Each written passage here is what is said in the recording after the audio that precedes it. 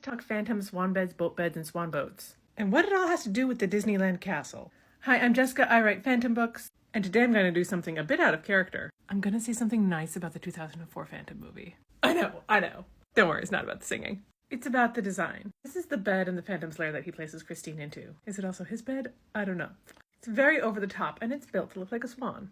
Now, in the stage version of the musical, the bed is also the boat.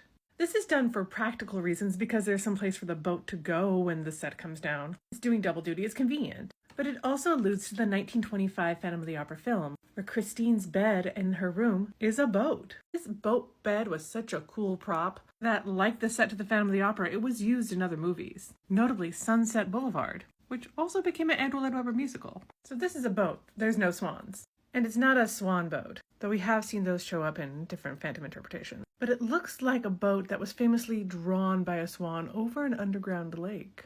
This one here.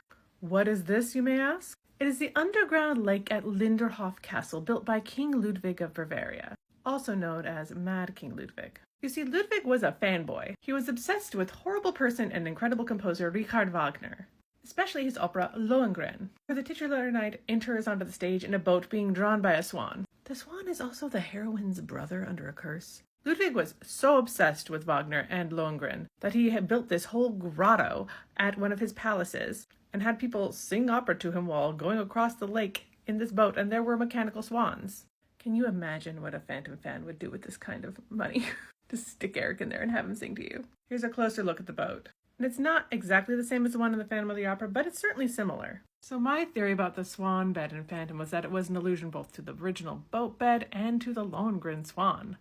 Because the production designers of Phantom did make an allusion to one of King Ludwig's good friends, Empress Elizabeth of Austria, also known as Sisi, whose famous portrait inspired Christine's Think of Me dress.